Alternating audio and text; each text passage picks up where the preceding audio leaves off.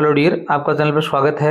आज हम कक्षा 12 का ज्योग्राफी का पहला अध्याय है मानव भूगोल प्रकृति और विषय क्षेत्र पिक्चर के साथ में इसका अध्ययन करेंगे, जो कि आपको समझने में बहुत ज़्यादा हेल्प करने वाला है।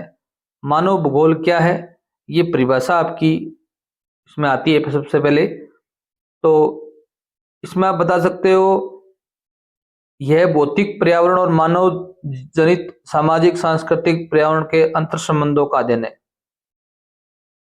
मानव भूगोल की जो परिभाषा है वो आप ये दे सकते हो। और मानव भूगोल के अंदर क्या है, अभी दो चीज शामिल है। एक तो है भौतिक पर्यावरण। क्या है अभी? भौतिक पर्यावरण। भौतिक पर्यावरण के अंतर्गत आता है मृदा, जलवायु और भू आकृतियां आती हैं, जो भी आप आपके चारों ओर देखते हो। और अब देखो भी, दूसरा तत्व है सामाजिक सांस्कृतिक पर्यावरण। इसके अंदर घर आता है, गांव आता है, उद्योग आता है। ये मानव द्वारा बनाई हुई चीजें हैं। अब पृथ्वी एक जीवित जीव के रूप में, जर्मनी के जितने भी भूगोलवेत्ता थे उन्होंने पृथ्वी को एक जीवित जीव के रूप में परिभाषित किया है। ये भी आपको ध्यान रखना चाहिए। पूछा जा सकता है प्रश्न, पृथ्वी को एक जीवित जीव के रूप में किसने माना है? अभी जर्मनी के भूगोलवेत्ताओं ने माना है। तूफान की आंख, नदी के मुख, हिम नदी के प्रोथ या नासिका के रूप में, जलमरु मध्य की गिरुआ, मृदा की परिच्छेदिका। भौतिक और मानवीय परिघटनाओं का वर्णन मानव शरीर रचना विज्ञान से प्रतीकों का प्रयोग करते हुए किया जाता है। अब देखो भी, तीन व्यक्तियों ने मानव भूगोल की परिभाषाएं प्रस्तुत की हैं। विचारधारा का विकास मानव भूगोल की परिभाषाएं। पहले है रेडजेल। एक परिभाषा प्रत्येक एग्जाम में, बोर्ड एग्जाम में आती है। रेडजेल ने संश्लेषण पर जोर दिया। किस पर जोर दिया? अभी संश्लेषण पर जोर दिया है। परिभाषा है मानव भूगोल मानव समाजों और धरातल के बीच संबंधों का संश्लेषित अध्ययन है। ये प्रश्न भी आया हुआ है कि ये परिभाषा किसने दी? रेडजेल ने दी। और रेडजेल ने अपनी परिभाषा में किस तत्व पर जोर दिया? अभी संश्लेषण पर।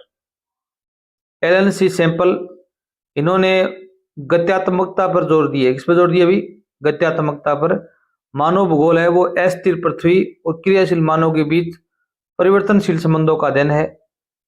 ये परिभाषा आप जरूर याद करें। और इन्होंने किस तत्व पर जोर दिया? अभी गत्यात्मकता पर।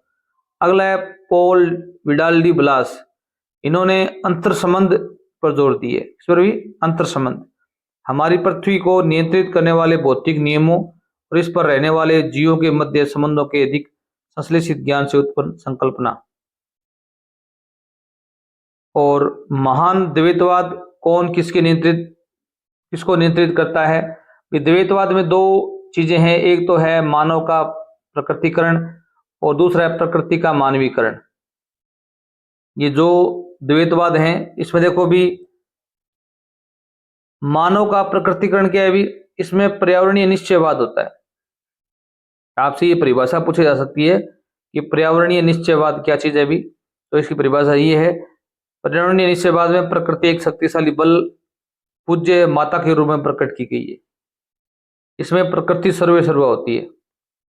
मानव का प्रकृतिकरण में क्या होता है? भी प्रकृति हावी होती है।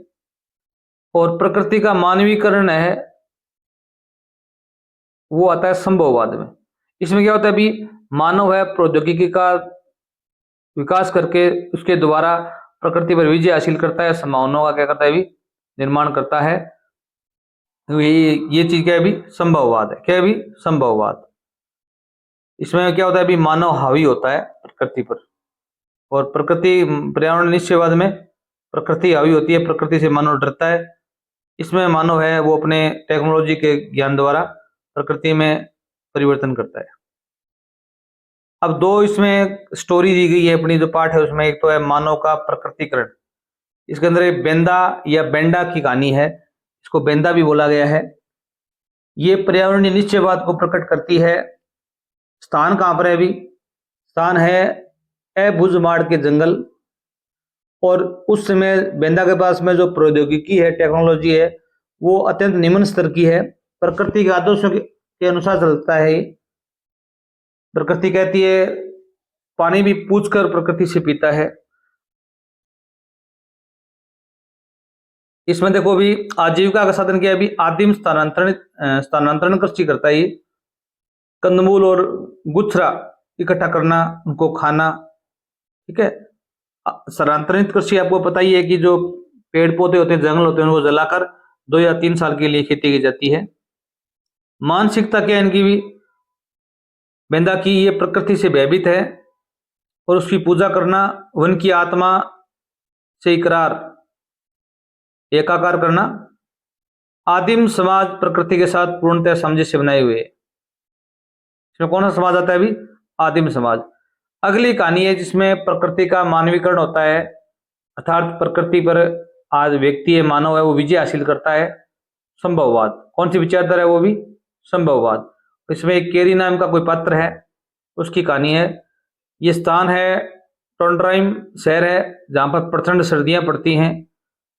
टेक्नोलॉजी का प्रयोग करता है वो एक लेडी है। कांच के विशाल गुम्बद के नीचे कृत्रिम गर्मी 23 डिग्री सेल्सियस। विशेष टायर हैं गाड़ी के उनके पास, बर्फ के ऊपर चलने वाली एक गाड़ी है, उसके विशेष टायर होते हैं और शक्तिशाली लाइटें उसकी, इसकी भी कार की। और ऐसा घर बना रखा है कि बाहर बिल्कुल माइनस में तापमान है, पर तो घर के अंदर क्या है भी तापमान 23 डिग्री सेल्सियस है। वैश्विक नेटवर्क से वो जुड़ी हुई है। एक तो इसके पास इंटरनेट की सुविधा है, और दूसरी क्या है, वायुयान द्वारा उष्ण क्षेत्रों से फल, कीवी, केला आदि वो प्राप्त कर लेती है। वहां पर कोई सब्जी उत्पादन नहीं होता बर्फीली जगह होने के कारण, परंतु उसको वायुयान सुविधा के द्वारा दूसरे देशों से वह क्या मंगाती है, भी फल और सब्जियां ताजा मंगा लेती है। अब आगे देखो भी, मनुष्य अपनी प्रौद्योगिकी की सहायता से अपने भौतिक पर्यावरण से अन्योन्य क्रिया करता है और प्रकृति पर अपनी क्या छोड़ता है, भी छाप छोड़ता है।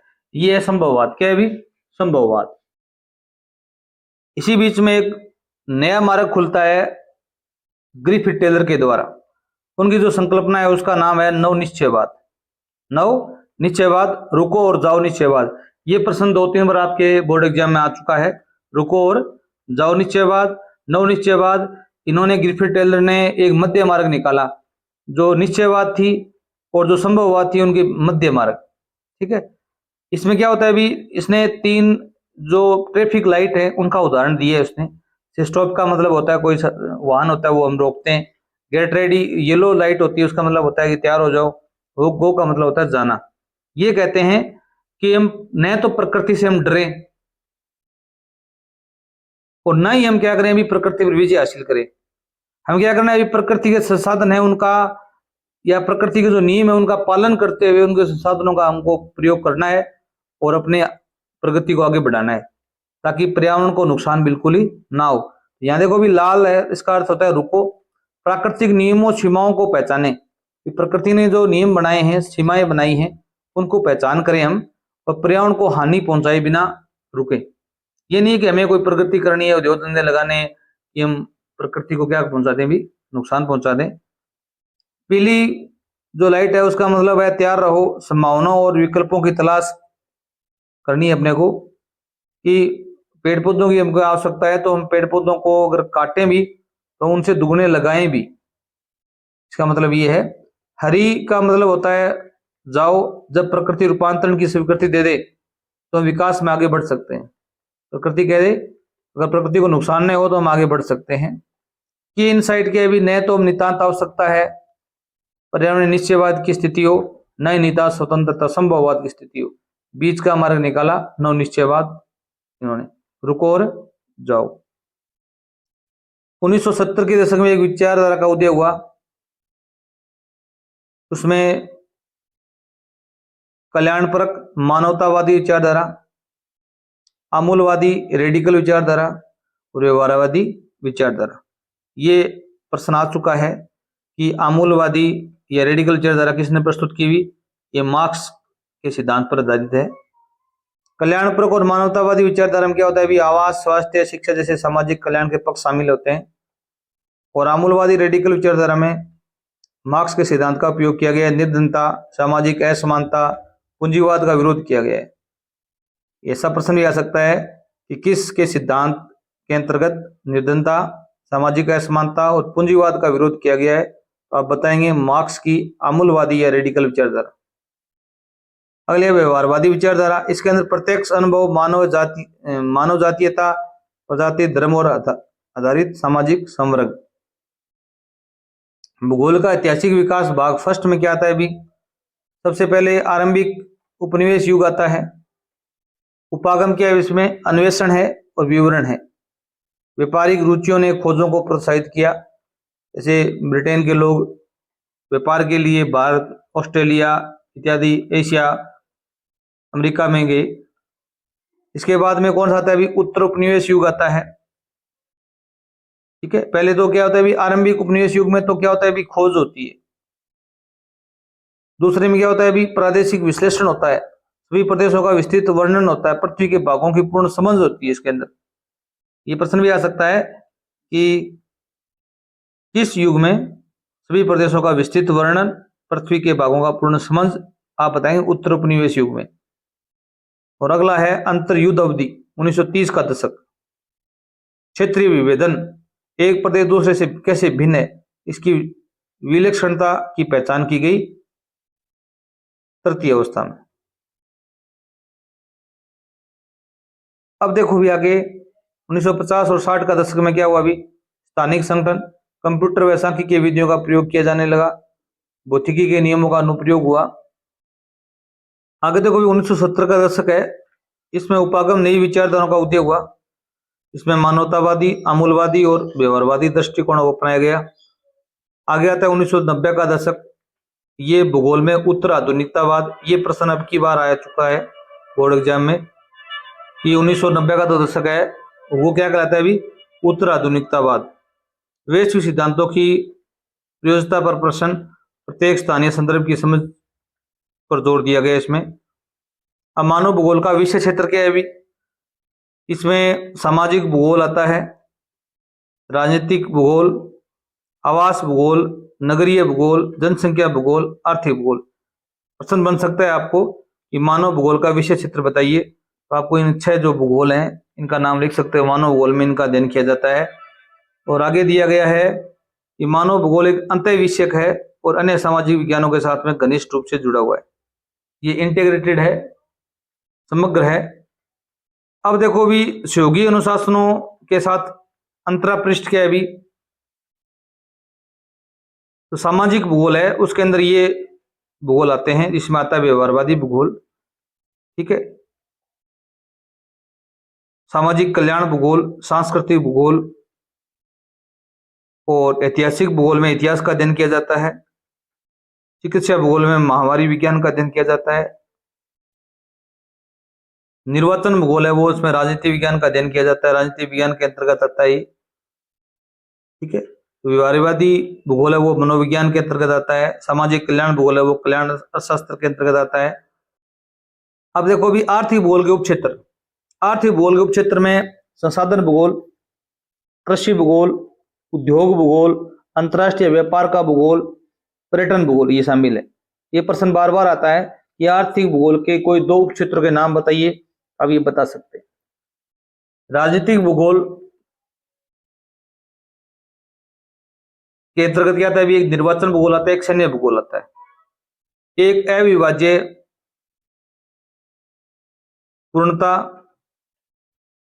ठीक है, प्रकृति और मानव के बीच कोई वेद्य द्वैतता नहीं है, ये वे अविभाज्य तत्व हैं, इन्हें समग्रता में देखा जाना चाहिए। यहाँ पर कोई रिक्तान वाला प्रश्न भी पुटअप हो सकता है। और आपको वीडियो अच्छा लगा हो चैनल जरूर सब्सक्राइब करना। हम संपूर्ण बुक के इसी प्रकार PDF से आपको समझाएंगे। चैनल से जुड़िए। धन्यवाद।